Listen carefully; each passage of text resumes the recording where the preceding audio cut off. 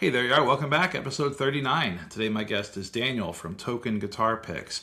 It's really been in the past year or so that I've looked beyond my normal Fender medium pick, and I think it's due to the seemingly 20-year revival of bluegrass that has gotten me interested in delving into more flat picking. And I have to say, experimenting with different picks and different sizes and shapes has been a lot of fun. Very much enjoyed it. Also, very much enjoyed the process of how these picks are made. Learned a lot. Again, never really gave it much thought how a guitar pick is made. But please like, please subscribe, please enjoy. What is up, Daniel? Thank you for joining the club. I appreciate you being here. Token Picks. Hi, Brian. Thanks for having me. Yeah, I appreciate it. I'm really excited to talk to you and excited to hear the story. Like anyone else who's been online, who's interested in guitars, I'm sure you've seen the Token Picks, or the people who are watching this have probably seen Token Picks being advertised.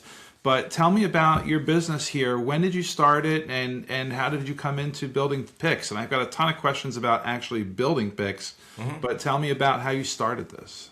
Yeah, sure. I had the first thought of doing a pick company last May. Okay. I Wow. was, yeah, and I would say if we would kind of have to back up a few months before that, the previous December, so now whatever, 14, 15 months, whatever it is at this point ago, I made a decision to pour back into my guitar studies. I've been playing guitar for 40 years, but have not really devoted myself to it for most of my life because I've been doing startup companies and just been really busy. But I love music. So last 2 Decembers ago, I decided I'm gonna do it. I'm gonna study bluegrass guitar, flat picking, and just started playing hours a day. So I was already obsessed with flat picking at that point. And then yeah, I was holding a blue chip pick in my hand and looking at it, and all of my sort of entrepreneurial and business startup company background mind sort of fused with my passion for music all in this one spark. And I realized, wow, I could do a pick company. And from that moment in May, I haven't looked back. Every single day, I've just been obsessed with trying to bring a great suite of picks to the market. And then we officially launched the company in September at IBMA in Chattanooga. Okay. Yeah. Like I said, I've been seeing them all over. You've done a great job of getting them out there, getting the presence online, and just making people aware of your product. So you've been flat picking for a long time, playing with a blue chip, I think you said. What is it that you look for in a pick? What is it that you want to have in your pick? I'm a Fender medium guy. Sure. Uh, Yeah, well, I'd say like bluegrass flat pickers tend to gravitate towards heavier picks for like yeah. uh, not a lot of flex, not a lot of give in the pick. So the control is more squarely in how you're delivering the pick through the string.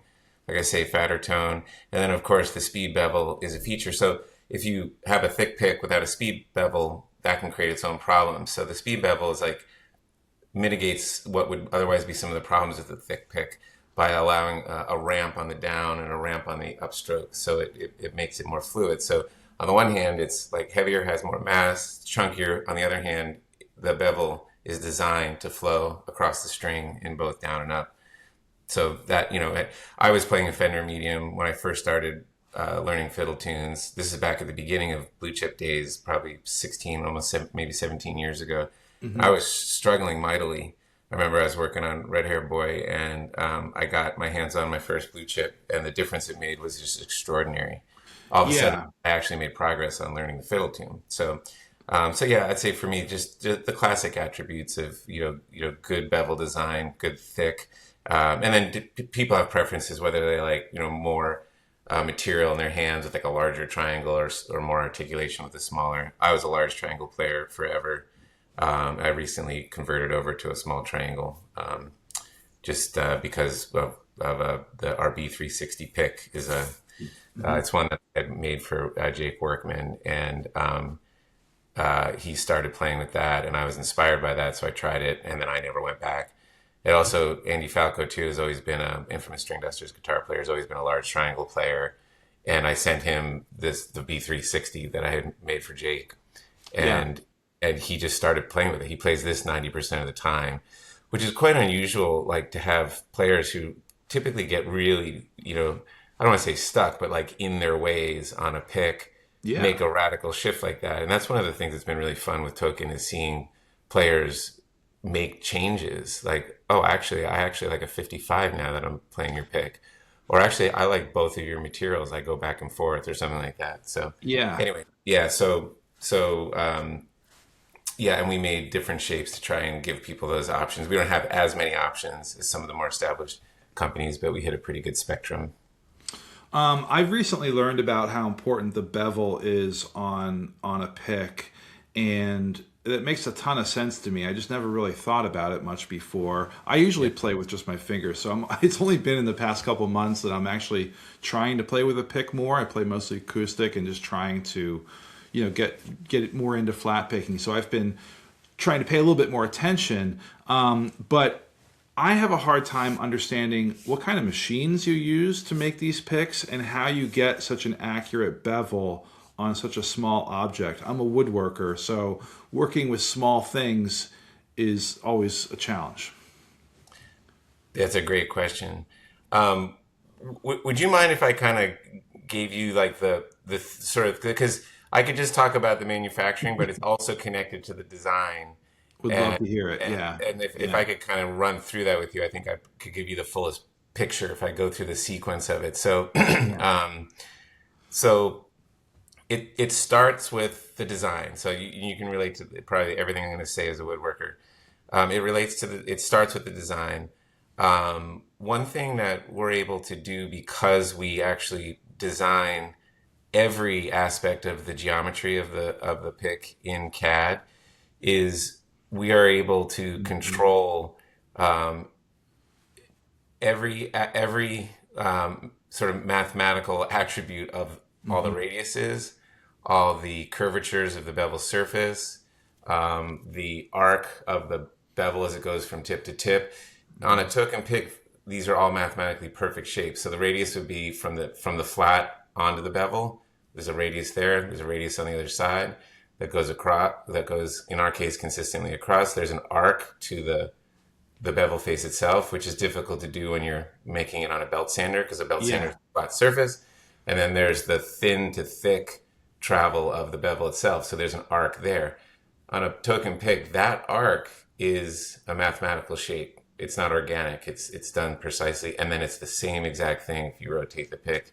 And it's the same exact thing here. It's the same exact thing on every side of it. Yeah. So, um, and just to also note as a side note, the bevel design, in my opinion, is the most impactful attribute to tone.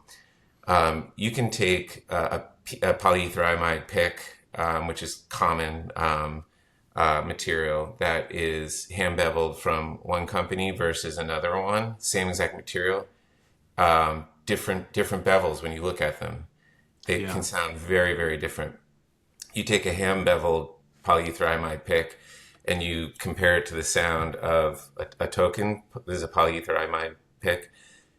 This sounds drastically different. Uh, this one is a lot crisper, in my Mhm. opinion, than a lot of other hand beveled ones. But that's for the player to decide. But I can definitely verify it is different. The bevel design creates more of a distinction in the sound than the material itself. So anyway, Interesting. so it starts with making a good design choices in your design, which is done in CAD. Like, I mean, you could draft it, old fashioned with drafting tools that can do mathematical arcs and stuff, but we do it with computers these days, right? So we Sure. we do that. Once you have that design, any CAD drafting person can implement that in CAD. That's the easy part. Into a form that is ready to be translated to a manufacturing program, and that's what we call CAD CAM software. So that Hmm. that goes to the CNC machine. We handle that process as well. Um, However, the geometries are so tricky that we have had to and had the pleasure of designing our own manufacturing processes, our own actual like tool paths in the CNC. And you also can't do it with off-the-shelf cutting tools. We've actually Okay, designed yeah. and we manufacture our own cutting tools to get these geometries in the CNC. It might be a world record for the smallest product ever to be done on a CNC, no? Probably not, but it's a contender. It's probably a contender. Um, I mean, but so, that's a so challenge yeah, in and of itself. Like even just like absolutely. mounting, like how you keep it from flying Yeah. away. Yeah, yeah. For people who don't know CNC, you've got a holding center and a cutting center. You got to figure out how you hold the material on one side. You got to figure out how you do your tool pass with the cutting, how you get around the top and the bottom and the sides, how you control all these complex geometries. Like I said, radii, curvatures, arcs, in XYZ space, with a spinning cutting tool. Yeah. It is the real secret sauce of Token is how we figured that piece out. So that kind of gets to the question that you asked, and the last thing that you had mentioned in terms of like uniqueness of Token is that the actual material choice. and Hmm. and just to show you, we have what we call one, which is polyether imide, number two. So we call this amber. Number Hmm. one, there's a number one on the designator on the alphanumeric. Number two, which we call tan, is a polyether ether ketone. People are familiar sometimes with peak. That's what it's Hmm. called. And then what we call green. This is a polyamide imide. The resin powder is known as Torlon, and we have a unique compression molding process that our solid form processor uses to make this specific form of Torlon. So we have these three materials, and that's a whole other discussion. I won't go into that unless you have questions about that. But back to your manufacturing question, that I think gives you a sense of what we're doing on that end of it. Yeah, it makes a lot of sense. I guess I never really considered that they would be done on a CNC, but that does make a lot of sense. Hmm. Did you have to do a ton of R&D to figure out what of those materials, like how you finalized to use those materials, and like what's that process like? Well, I don't even know where you can get that kind of stuff. Yeah, so I have been in product development I mean, Mm. I was an electrical contractor for 10 years, and then in product startups for 20 Hmm. years. I led engineering teams and so on. So I'm familiar with the product development process. I just did a very quick version of it, and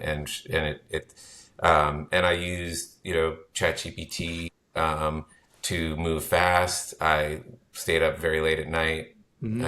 I have since last May, so lots of hours. Uh, but yeah, basic process is yeah, starting with desktop research, using AI to help gather as much and synthesize as much information as possible in a short amount of time as possible.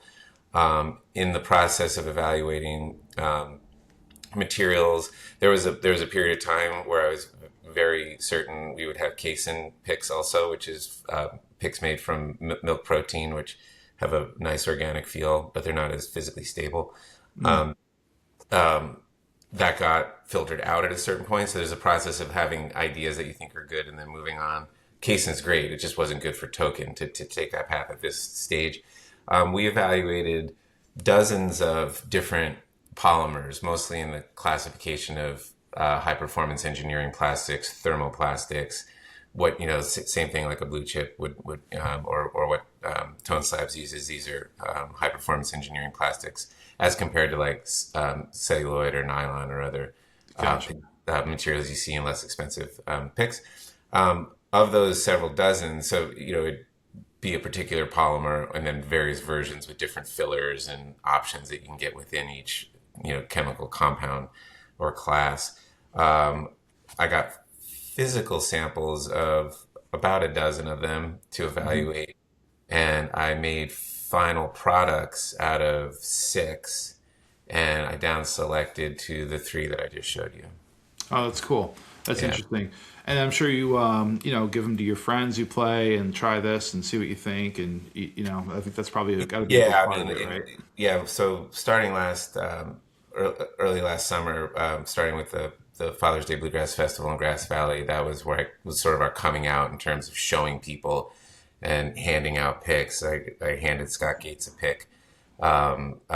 one day, and he took it up on stage. He was that they were AJ Lee was the headliner that night, and he played it on stage. And I thought, wow, this is a good sign. And then yeah, I was doing festivals, Rocky Grass and Targi and so on, and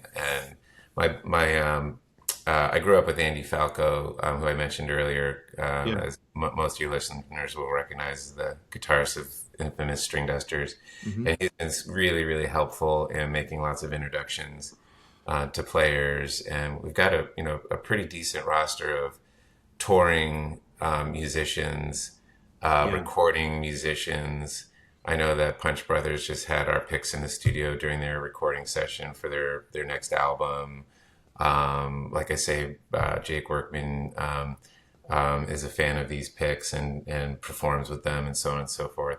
But yeah, starting from, really good players that I would run into at festivals, all intermingling with the professionals. It's been a constant process of connecting with people at festivals and mostly on Instagram Yeah. and sending out sample pics, getting feedback.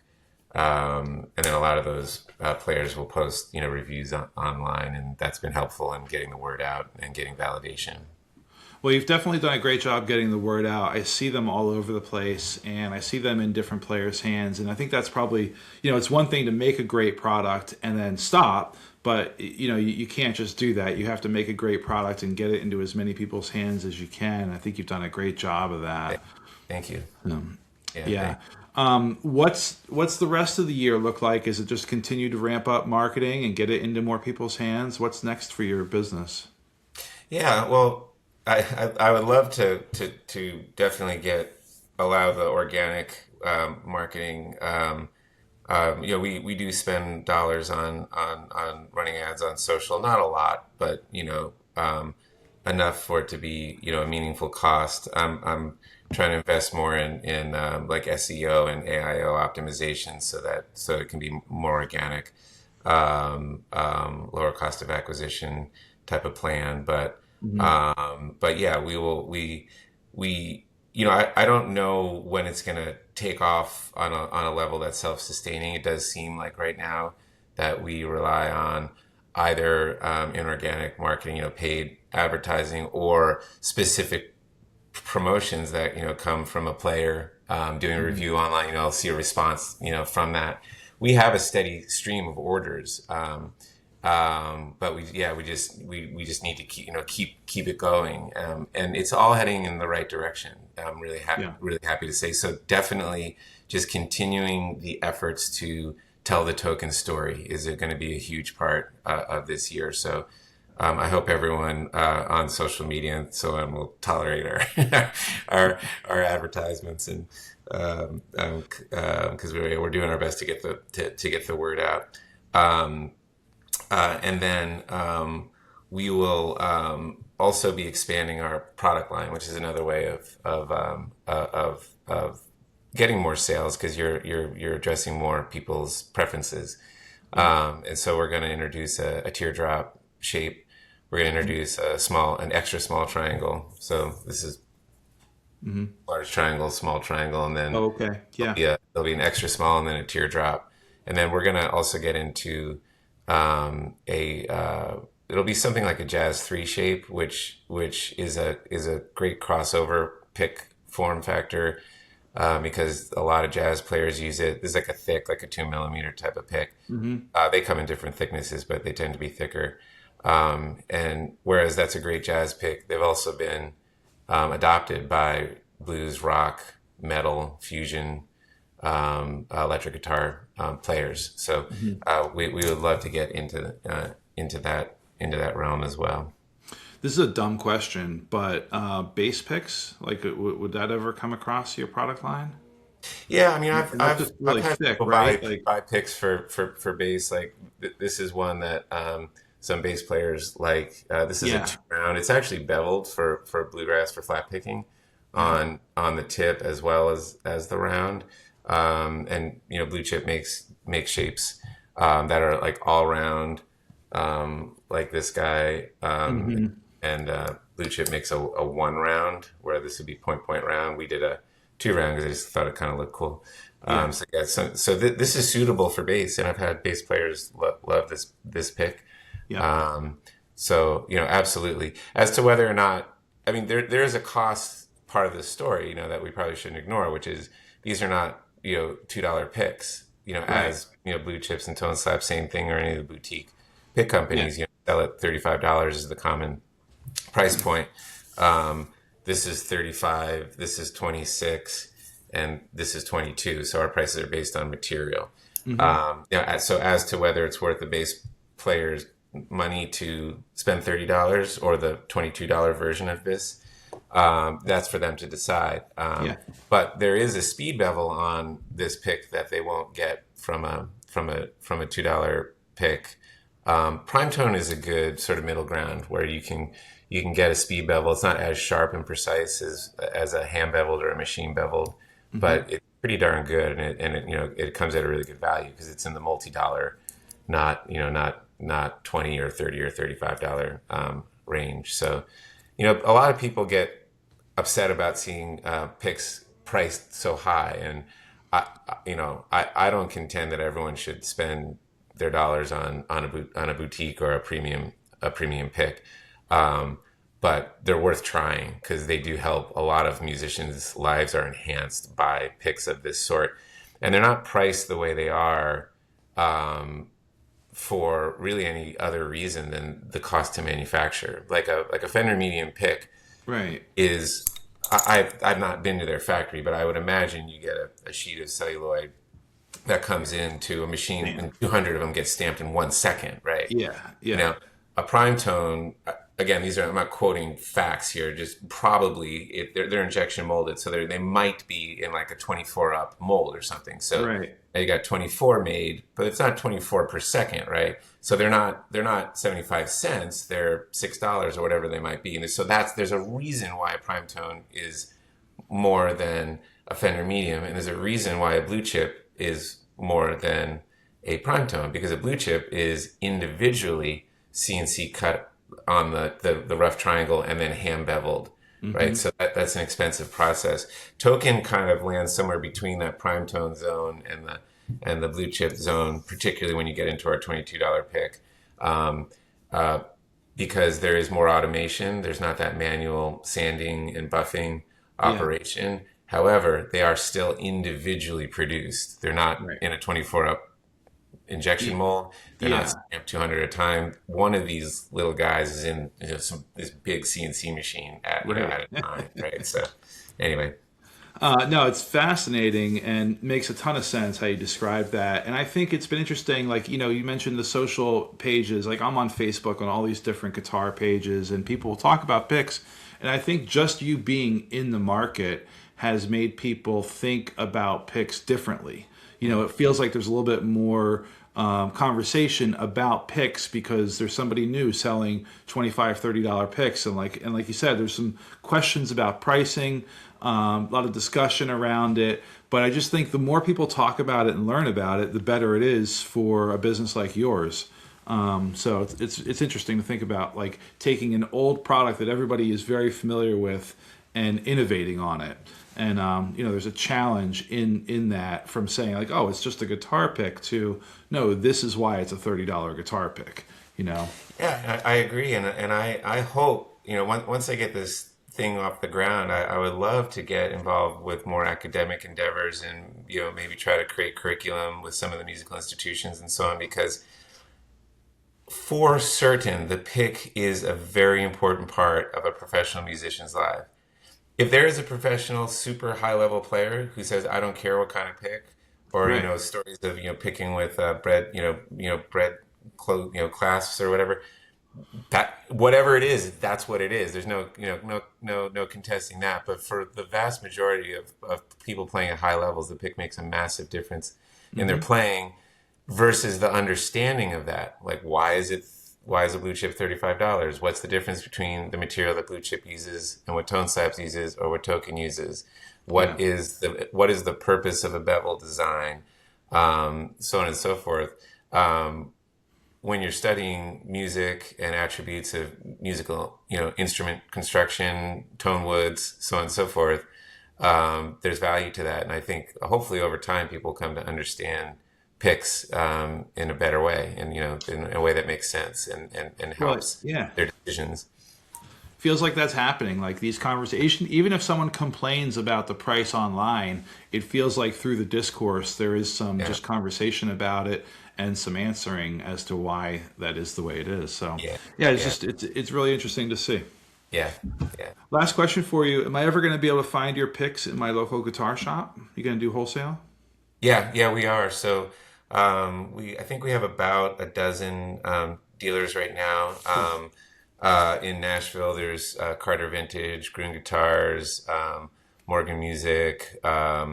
Missouri, there's, yeah, like I said, about 12. Telluride Music Co. And also online and in their store.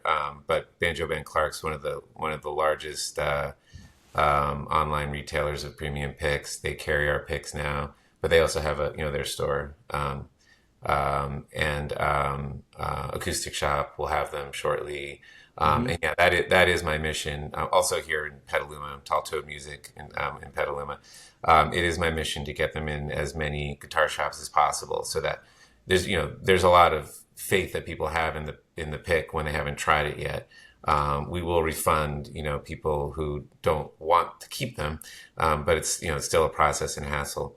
So Yeah, yeah, there'll be more and more shops that'll be carrying them throughout that's the year. awesome. Yeah, Yeah, I think that's great. I mean, somebody sees your picks and Gruen guitars, and it's almost like instant credibility. yeah, Yeah, yeah. so cool. Well, Daniel, it's been great chatting with you. I'll leave the links below to where people can find your picks. I've learned a ton about picks, and like I said, starting to play with more picks, so I'll get my hands on one of yours here before too long. So, Sounds but thanks again for your time. Thanks for stopping by. all right, Brian. Thanks a lot. Thank you. All right.